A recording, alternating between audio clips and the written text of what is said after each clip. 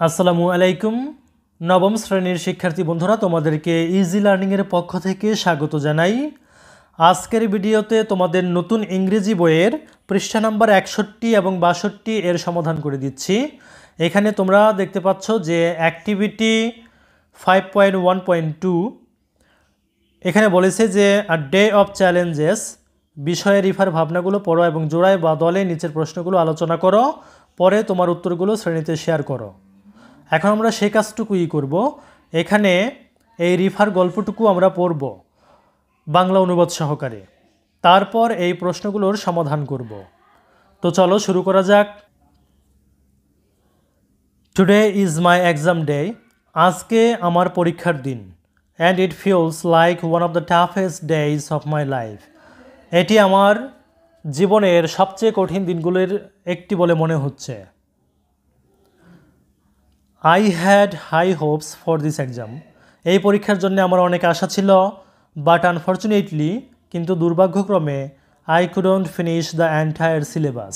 আমি পুরো সিলেবাসটি শেষ করতে পারিনি, due to my health problems, আমার স্বাস্থ্যের সমস্যার কারণে। দ্য থিং ইজ, ব্যাপারটা হলো, my mother has been suffering from a high fever for a couple of days. আমার মা কয়েকদিন ধরে প্রচণ্ড জ্বরে ভুগছেন। So I couldn't bring a tiffin, তাই আমি টিফিন আনতে পারিনি। And bought snacks from the road side shop, এবং রাস্তার দোকানগুলো থেকে স্ন্যাক্স বা হালকা খাবার কিনে খেতাম। Probably that caused a digestion problem, সম্ভবত সেটাই একটি হজমের সমস্যা সৃষ্টি করেছে। And I have been severe pain for the last 2 days, এবং গত 2 দিন ধরে প্রচণ্ড ব্যথায় ভুগছিলাম। It has been hard to concentrate on my studies, আমার পড়ালেখায় মনোযোগ দেওয়া কঠিন হয়ে পড়ে।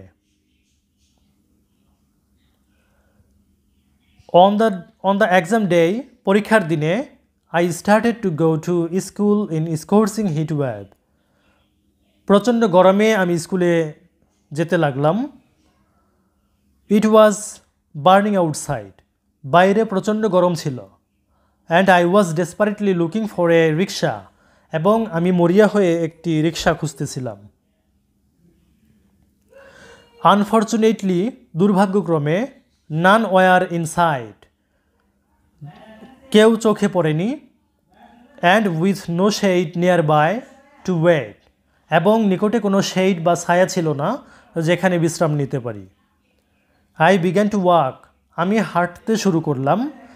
Thinking about the consequence of not planting trees, গাছ রোপণ না করার পরিণতিগুলো ভাবতে ভাবতে। And persevering and preserving the greenery that protects our lives, এবং সবুজ বনানীর কথা ভাবতে ভাবতে হাঁটতে শুরু করলাম, যে সবুজ বনানীগুলো আমাদের জীবন রক্ষা করে। By the time I reached school, আমি স্কুলে পৌঁছানোর আগেই, the exam had already started, পরীক্ষা শুরু হয়ে গেছে। I was so stressed that, আমি এতটা চাপের মধ্যে ছিলাম যে I couldn't answer all the questions, আমি সবগুলো প্রশ্নের উত্তর দিতে পারিনি। ফিলিং আনস্যাটিসফাইড, অসন্তুষ্ট বোধ করে, আই কমপ্লিটেড দ্য এক্সাম, আমি পরীক্ষা শেষ করলাম। অ্যান্ড লেফট দ্য হল, এবং হল ত্যাগ করলাম। হোয়াইল লিভিং, যাওয়ার সময়, আই মেট মাই ফ্রেন্ড, আমার বন্ধুর সাথে দেখা হলো। অ্যান্ড টু মাই সারপ্রাইজ, এবং আশ্চর্যের সাথে, আই নোটিসড, আমি লক্ষ্য করলাম, শি ইন্টেনশনালি অ্যাভয়েডেড মি, সে ইচ্ছাকৃতভাবে আমাকে এড়িয়ে গেছে।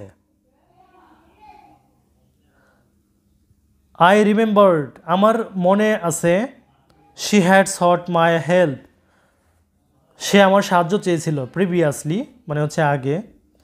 But I couldn't assist her due to my health, কিন্তু আমার স্বাস্থ্যের কারণে আমি তাকে সাহায্য করতে পারিনি। Her avoidance added to my sadness, তার এড়িয়ে চলা আমার দুঃখের মাত্রা যোগ করেছে।